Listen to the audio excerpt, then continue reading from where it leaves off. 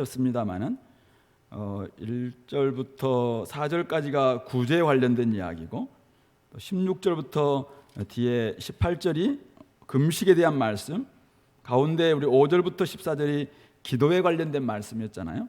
근데 이 기도에 관련된 말씀 중에서도 5절부터 8절이 주기도문의 서론이었습니다. 그래서 외식하는 기도, 또 중언부언하는 기도에 대한 대안으로 골방에서 은밀하게 하나님께 드리는 기도와 또 아버지와의 친밀한 대화의 기도를 대안으로 말씀하셨습니다.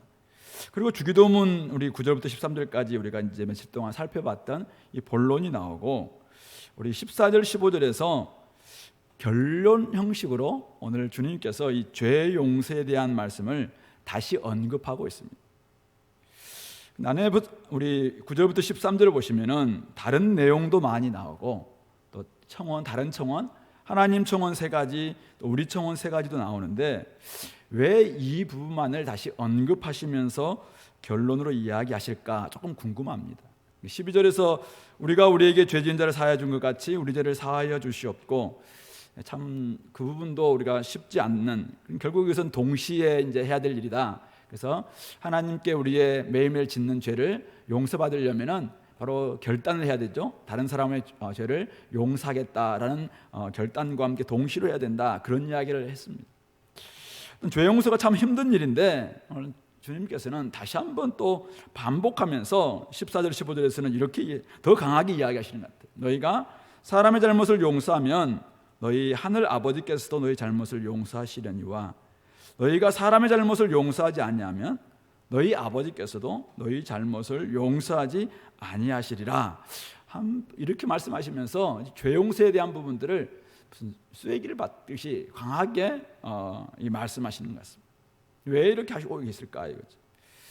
이스라엘에 오래 사셨던 어떤 목사님이 쓴 책이 있는데요, 히브리적 관점으로 다시 보는 마태복음, 그 책을 보니까 그 목사님은 여기서 나오는 이 잘못이라는 단어는, 다른 사람의 잘못, 이 단어는 앞에서 우리 예수님의 그 본문 12절에서 이야기했던 죄와는 좀 다른 단어다, 이렇게 이야기를 하더라고요.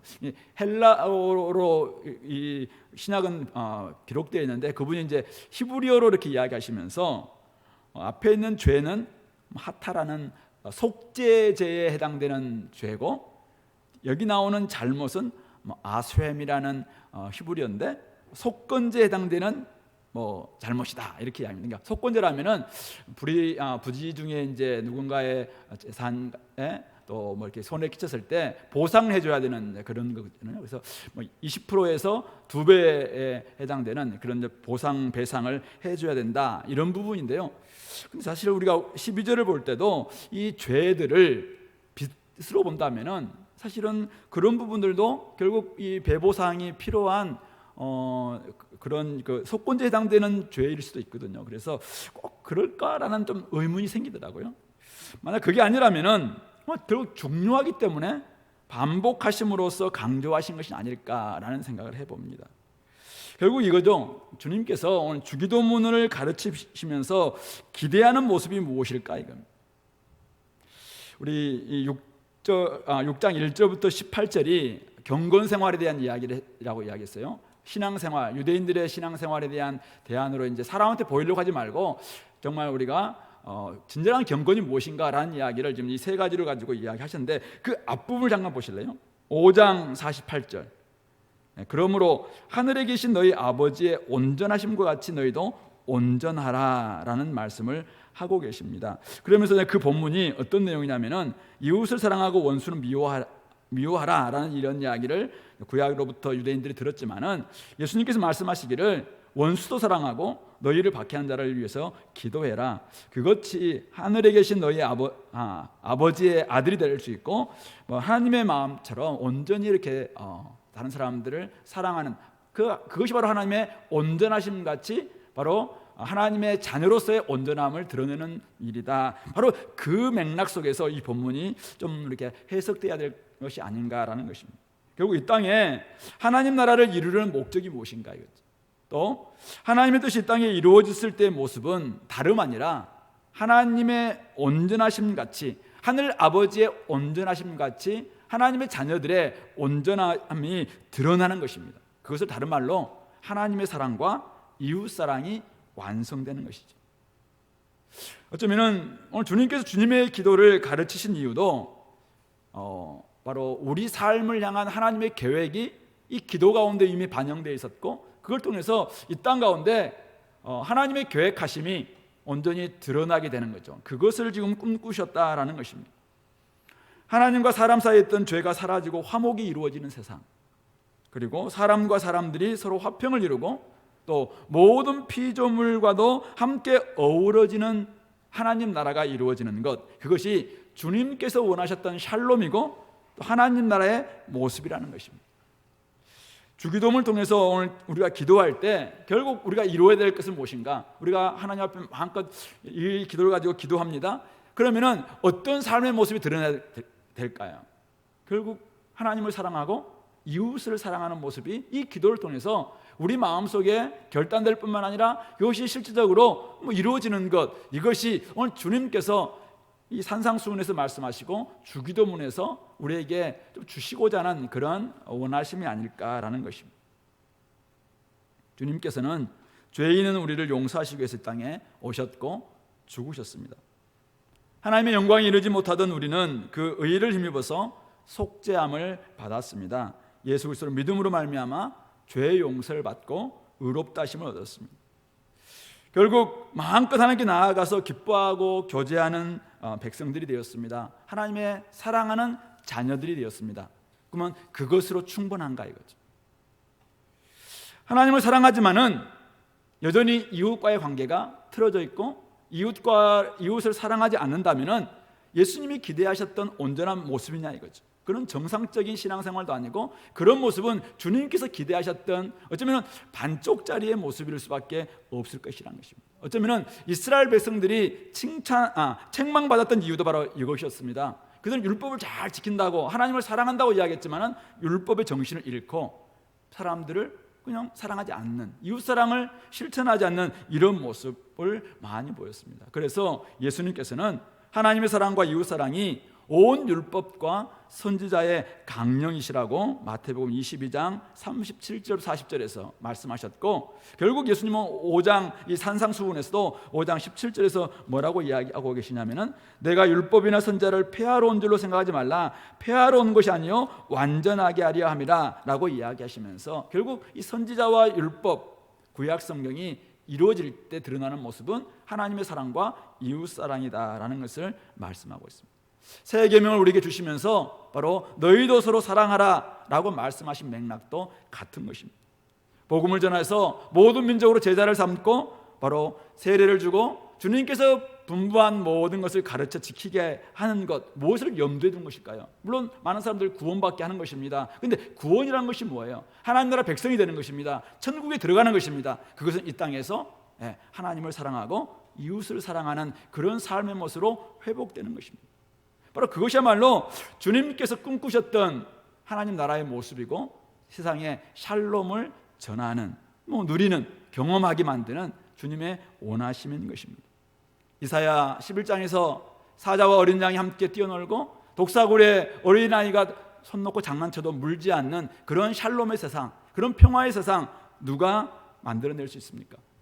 유대인과 이방인, 종과 자유자, 남자와 여자가 하나 되는 세상 어떻게 가능합니까?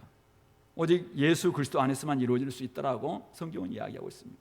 오직 그리스도 안에서 새로운 피조물로 거듭난 사람들만이 할 수 있는 일이 결국 이 땅에 하나님 나라를 이루는 일입니다. 그 일을 위해서 우리를 하나님의 자녀로 삼으셨습니다. 그리고 우리에게 바로 이 주기도문을 주시면서 하나님께 기도할 것을 이야기합니다. 그리고 이 땅 가운데서 하나님을 사랑하고 이웃을 사랑하는 그 사명을 우리에게 이루라고 말씀하고 있습니다. 우리는 이 땅에 보냄받은 그리스도의 대사입니다. 나아가서 어떤 삶을 사는 것입니까? 바로 하나님을 온전히 사랑하는 그런 삶, 그리고 이웃을 사랑하는 삶을 보여주면서 이 일에 여러분들을 초대합니다 라는 것이 결국 우리가 해야 되는 복음 전파이고, 또 바로 그 일에 예수 그리스도를 구세주로, 주인으로 우리는 또 소개하는 것이죠. 바로 이 목적, 어쩌면 이것이 주님께서 주기도문을 통해서 기대하셨던 모습이고, 그래서 결론 부분에 다시 한번 바로 하나님의 청원과 이웃 청원의 우리 청원의 결론이 결국 하나님의 사랑과 이웃 사랑인데, 모든 사람들은 다 하나님의 사랑을 다 할 것 같아요. 그러니까 바로 이것은 결국 하나님의 사랑을 받은 너희들이 이웃을 사랑하는 것이고 이웃을 용서하는 것이다 라고 말씀해 주는 것이 아닐까, 그렇게 생각해 봅니다. 자, 그런데 우리가 다른 사람의 잘못을 용서하는 힘은 어디서 오는가요? 결국 하나님으로부터 받은 용서가 다른 사람의 잘못을 용서하는 힘이라고 우리 12절을 우리 설교할 때도 말씀을 드렸습니다. 근데 참 어디서든지 기본이 참 중요하잖아요. 요즘 우리 교육자들하고 이제 화요일, 목요일 이렇게 탁구를 좀 치는데요. 기본이 안 돼 있는 저는 늘 들쑥날쑥입니다. 기본이 돼 있는 지체들 막 이렇게 실력이 되는데 워낙 기본이 안 돼 있으니까 어떤 날은 잘 치고 어떤 날은 못 치고 들쑥날쑥 이렇게 하더라고요. 하나님과의 대화도 저는 마찬가지로 생각해요. 기도도 좀 기본이 돼 있어야 된다고 생각해요. 그러니까 이 기본이 뭐냐 이죠. 저는 우리가 함께 나아갈 때 기본은 이 용서로부터 비롯된다고 생각해요. 용서에 대한 순서가 뭐예요? 하나님께서 우리를 용서하셨다는 사실을 받아들이는 겁니다. 내가 용서받은 사람들이죠. 그러면 우리는 다른 사람을 용서하기 시작하는, 결단부터 나가든지 어쨌든 다른 사람을 용서합니다. 우리 이미 용서받았기 때문에 다른 사람을 용서합니다. 그러면서 오늘 내가 지은 죄를 하나님 앞에 또 기도하면서 또 용서를 받는 것이잖아요. 이것이 끊임없이 이렇게 기도의 선순환에서 오늘 우리 삶이 끊임없이 이렇게 발전하는 그런 모습이 아닐까 생각해 봅니다. 우리 마태복음 18장에서 저번에 봤던 거기에서 우리가 누구인지에 대해서 명확히 알게 됐습니다. 우리는 1만 달란트 빚을 탕감받은 사람들입니다. 20만 년 월급을 다 용서받은 사람들입니다. 그러면 헤아릴 수 없을 정도로 엄청난 그런 죄들을 사실은 다 탕감받은 사람, 그 용서함은 이루 말할 수 없어서 그는 말할 수 없는 은혜, 측량할 수 없는 은혜, 놀라운 은혜, 다양한 표현으로 이야기하는 것이죠. 바로 그 용서받음의 근거에서 우리에게 100데나리온 3개월 월급치의 어떤 빚 또는 그런 죄, 그런 잘못 저지른 사람을 용서하는 사람, 그런 사람이 바로 우리다라는 것을 이야기했습니다. 그런데 우리는 이미 용서를 받았음에도 불구하고 그걸 우리 예수님께서는 요한복음 13장에서 모욕했다라고 이야기했습니다. 모욕했음에도 불구하고 이 땅 살아가면서 자꾸 여기저기에 때가 묻습니다. 그래서 우리는 그날 세수도 해야 되고 손발을 씻어야 됩니다. 그것이 바로 하나님께 나아가서 오늘의 잘못을 용서를 구하는 그 기도인 것이죠. 자, 그런데 이 기도를 함에 있어서 우리가 어떻게 주님 앞에 나아가서 용서를 받을 수 있습니까? 우리 자백하면 됩니다. 그런데 주님께서 딱 보시면서, 야, 너는 근데 너의 문제는 해결 안 하냐? 이미 우리 목욕은 다 했기 때문에 손발만 씻으면 되는데 그 길을 딱 주님께서 막으시면서, 네 깨끗한 건 알겠다. 근데 손발이 더러운데 또 네 개인적인 문제 해결 안 됐네? 라고 하면서 딱 막는 거예요. 이 걸림돌이 있다는 거예요. 걸림돌이. 그래서 그거 좀 해결하고 온나? 형제와 좀 화목해야 되는데 아직 화목하지 않은 거 있으니까 네가 화목 온나? 라고 이야기를 하는 것입니다. 다른 사람의 잘못을 용서하기로 결단을 했습니다.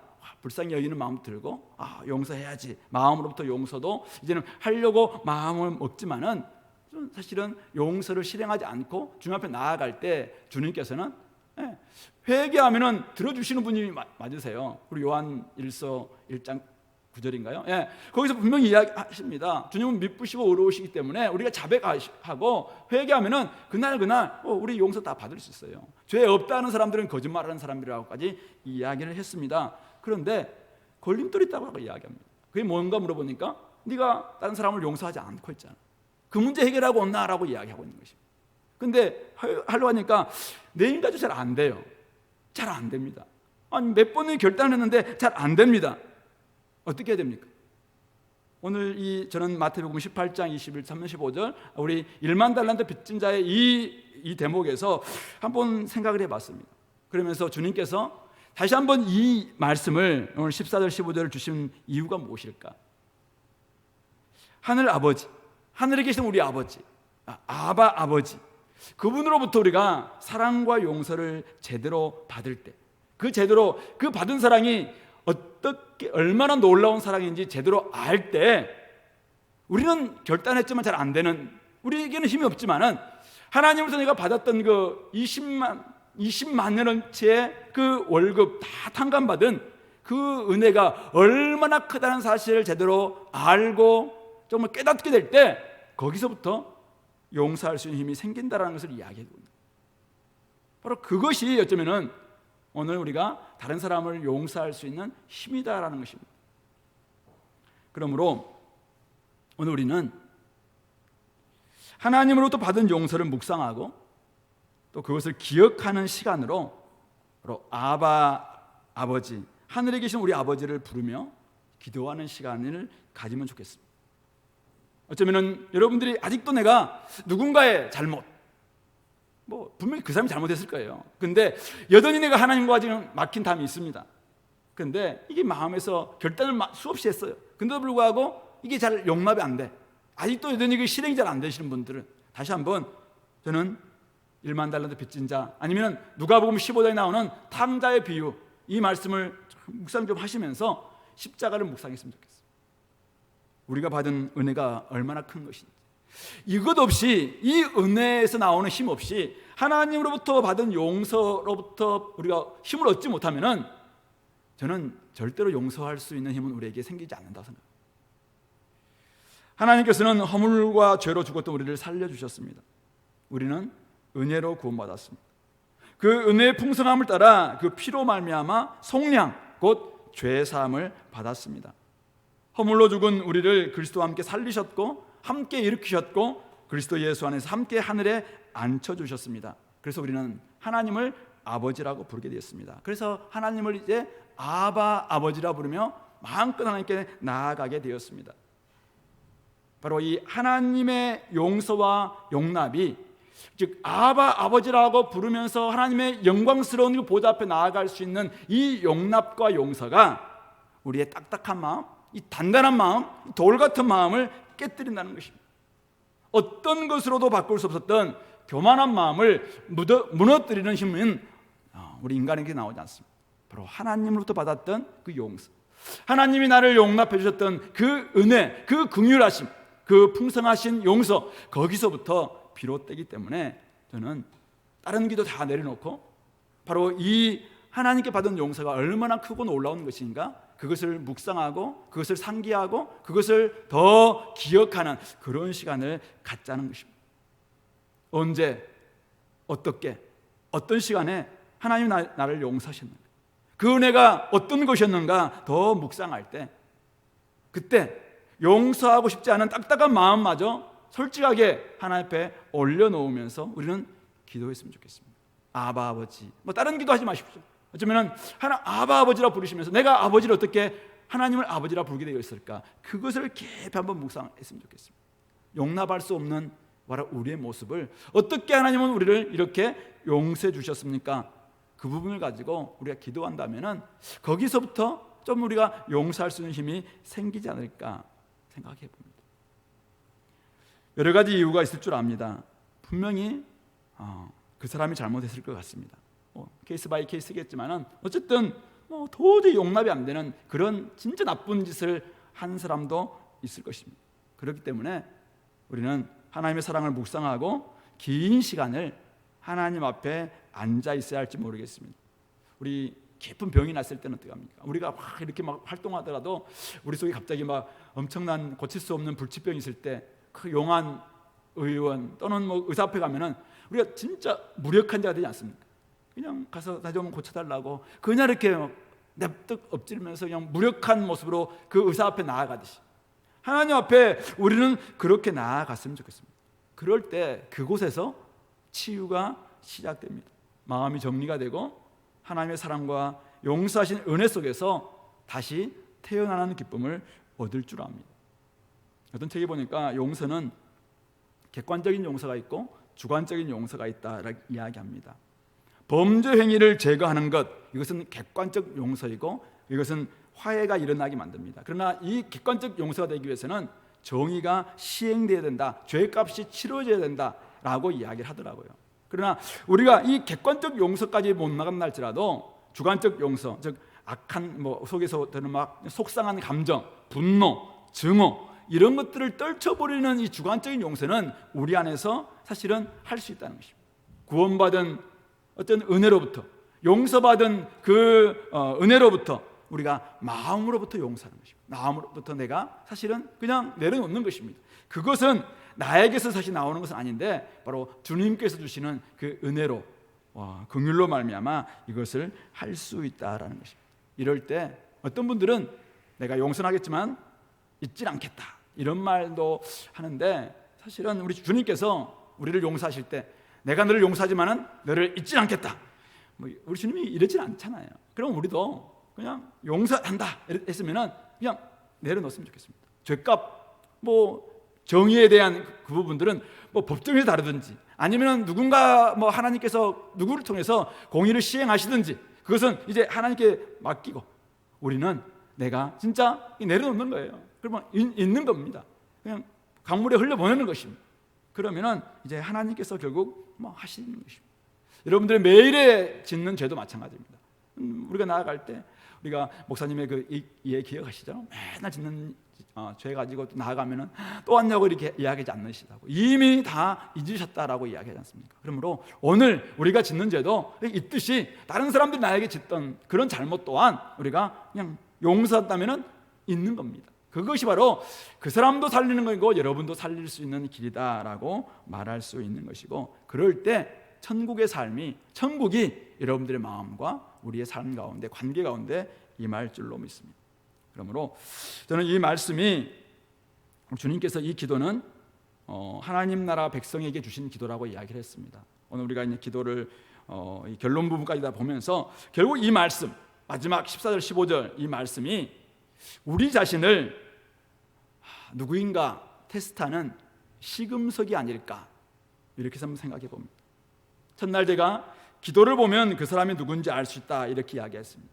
기도의 내용을 들어보면 그 사람이 어떤 정체성을 가지고 있는지 알 수 있다고 했습니다.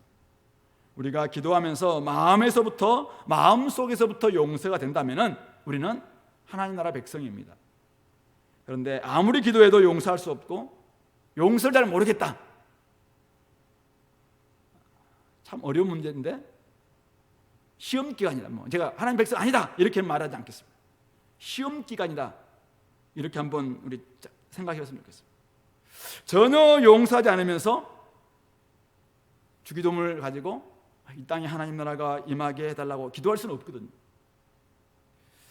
하나님 자녀는 분명히 진실하게 하나님의 뜻을 구하고 하나님 나라를 구하는 사람들입니다.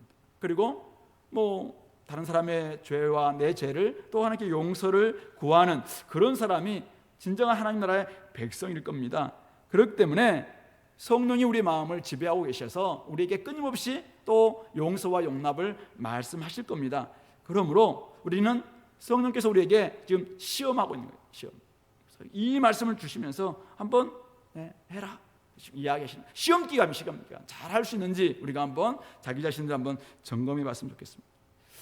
그동안 성령께서 우리 가운데, 성령이 들어오시면은 마음을 새롭게 하면은 이 마음이 바뀌면은 관점이 바뀐다라고 이야기합니다. 새로운 피조물이 되는 사람들은 옛날과 똑같은 세상인데 눈이 바뀌기 때문에 이제는 세상이 달라 보이는 이런 사람을 새로운 피조물이라고 이야기합니다. 옛날에는 내가 당했던 모욕, 내가 받았던 손해, 내가 받았던 상처 이런 것들을 쭉 봤다면은 눈을 정신을 딱 차고 보니까 새로운 피조물이 되고 보니까 다른 사람들의 허물과 죄가 굉장히 불쌍하게 보이는 겁니다. 옛날에는 아버지, 어머니가 나한테 막 힘들게 만들었던 그걸 생각하니까 엄마 아빠가 막 싫고 그것 때문에 막 너무 힘들고 이랬던 나의 모습이 성령으로 말미암아 변화되고 난 다음에 새로운 피조물을 거듭나고 보니까 엄마 아빠가 너무 불쌍한 거예요. 엄마 아빠도 옛날에 누군가로부터 상처받았구나, 누군가로부터 저렇게 됐었구나, 그래서 나에게 이렇게 모든 이야기를 하셨구나, 이런 생각이 드니까 굉장히 불쌍한 마음이 들고 이제는 안타까워서 부모님을 위해서 기도하게 되었다라는 이야기를 종종 듣게 됩니다. 벌을 해달라라고 기도하던 사람이 이제는 용서해달라라고 기도하는 사람으로 바뀌는 것입니다. 바로 예수님께서 십자가에 달리셔서 그렇게 하셨던 것처럼 스데반이 결국 자기를 죽이는 그들을 용서해달라고 기도했던 것처럼 새로운 사람은 결국 마음이 바뀌고 그리스도 안에서 새로운 피조물이 된 사람들은 그런 기도로 바뀌는 것이고, 그런 기도가 나올 때 그때 자신이 증명되는 것입니다. 시험 기간이 통과되는 것이죠. 그래서 패스, 하나님 나라 백성이라는 것입니다. 제가 이 말씀 준비하다가 갑자기 중국 갔을 때 어떤 그 목사님 자녀가 이제 차를 같이 탔는데 자기 동생한테 어떤 노래를 가르쳤어요. 힘들고 지쳐 낭망하고 넘어져, 뭐 그 노래 있잖아요. 뭐 일어날 힘 전혀 없을 때 못 잡음난 손, 뭐 그래서 그러면서 너는 내 아들아 이러는데 이 형이 동생을 막 노래를 가르치는데 형이 굉장히 기준이 높더라고 보니까. 좀 하면은 제가 보기에는 이 정도는 됐겠다 싶은데 다시 계속 다시 계속 한 세 번이나 하는데 한 50번 이상을 같이 차에 오면서 계속 부르는 거예요. 우리 하나님은 그렇게까지 까다롭진 저는 않다고 생각합니다. 네, 우리 하나님은 여러분들이 진짜 마음에서 용서하는 기도가 있고 용납이 되면은 바로 패스, 다시 하지 않을 거라고 생각해요. 하나님은 여러분들 마음속에 바로 다른 사람을 향해서 눈물을 흘리는 기도를 하고 용서할 수 있는 그 기도가 마음에서 나올 때 주님께서는 다시 이야기 않고 패스, 그러면서 너는 내 아들이라, 너는 내 사랑하는 내 딸이라 라고 사실은 칭찬해 주지 않을까라는 생각을 하게 됩니다. 그러므로 다른 사람의 잘못을 용서하기 위해서 오늘 하나님께 받았던 그 용서가, 그 은혜가, 그 긍휼이 얼마나 큰지 한번 묵상해 보시고 또 그것을 더욱더 상기해 보시고 기억하시고, 그리고 다른 사람을 용서하는 사람으로까지 나아갈 수 있는 하나님 백성들이 될 수 있기를 간절히 소망합니다. 바울이 이야기했던 것처럼 아무것도 염려하지 말고 다만 모든 일에 기도와 간구로 너희 구할 것을 감사함으로 하나님께 아뢰라. 그리하면 모든 지각에 뛰어난 하나님의 평강이 그리스도 예수 안에서 너희 마음과 생각을 지키시리라. 우리의 마음에, 우리의 생각 속에 하나님의 평강이 지켜야 됩니다. 그래서 그 평강으로 말미암아 어떤 삶 가운데서 천국을 잃지 않는 그런 모습이 결국 하나님의 자녀들의 온전한 모습이 아닐까 생각해 봅니다. 오늘 이것이 주기도문으로 기도하는 사람의 올바른 태도이고 하나님께서 주님께서 가르치셨던 하나님 나라의 정신입니다. 분명하게 우리는 알 수 있는 것은 이겁니다. 우리에게는 용서할 힘이 없습니다. 그러나 하나님은 우리에게 그런 용서와 사랑을 주셨습니다. 받은 사랑이 너무 큽니다. 그래서 그 사랑의 근거에서 우리는 용서하기로 결단합니다. 이미 하나님은 용서하셨습니다. 탕자와 같은 우리를 받아주셨습니다. 이제 할 일은 우리가 할 일이 남아 있습니다. 다른 사람을 용서하는 일입니다. 내 의지가 아니라 성령의 의지로 이제는 내 마음에서는 아직도 멀었다라고 하지만은 성령께서는, 주님께서는 아니다, 지금이다라고 말씀하십니다. 그러므로 주님께서 하셨던 그 일, 복음의 근거에서 우리도 용서하는 일을 감당할 수 있게 되기를 바랍니다. 죄를 사할 수 있는 권세, 또 복음과 기도의 특권 우리에게, 교회에게 맡기셨다라고 이야기했습니다. 우리가 용서하면은 세상은 용서하는 세상이 될 겁니다. 하나님 나라가 조금씩 확장될 것입니다. 그러나 모든 일은 다 해도 용서만은 되지 못하겠다. 그렇다면은 평안을 얻지 못할 것입니다. 그러므로 오늘 천국 백성답게 이미 받은 용서, 그 용서의 근거에서 다른 사람의 잘못을 용서하는 하나님의 온전하심처럼 우리도 온전할 수 있는 우리 공동체, 하나님의 자녀가 될 수 있기 바랍니다. 우리 힘을 할 수 없습니다. 그래서 성령의 충만이 필요한 것이고 하나님께 받았던 그 복음의 능력이 필요한 것입니다. 손해 본다고 생각이 들 겁니다. 그러나 용서는 남는 장사입니다. 사람이 남습니다. 또 세상을 얻고 하나님 나라를 얻고 평강을 얻습니다. 그래서 이것은 엄청나게 남는 장사입니다. 따라서 용서의 삶을 살아낼 수 있기 바랍니다. 자신도 용서하시기 바랍니다. 그래서 죄책감에서 벗어나시고 용서를 구하고 용서를 받는 이런 우리의 공동체를 만들어갔으면 좋겠습니다. 그것이 진짜 자유롭게 신앙생활하고 마음껏 기쁘게 신앙생활하면서 하나님을 경험하고 천국을 경험할 수 있는 그런 비결이 아닐까. 그래서 오늘 주님께서는 주기도문을 다 말씀하시고 다시 이 말씀으로 정리를 딱 하시면서 결국 하나님의 사랑과 이웃사랑이 온전히 이 땅에 이루어질 때 하나님 나라의 그 영광이 온전히 조금씩 드러나는 것이다 라고 말씀해 주시는 것 같습니다. 이 시간에 우리 같이 한번 기도합시다. 하나님 아버지, 여러분들은 다 누군가를 용서했 한 사람이겠죠. 그러나 아직도 혹시 누군가를 용서하지 못하고 용납하지 못하고 조금 어떤 일 때문에 분노하고 증오하고 이런 마음이 있다면 그런 모든 부분들, 내가 받았던 그 사랑의 근거에서 이제는 내려놓겠다라고.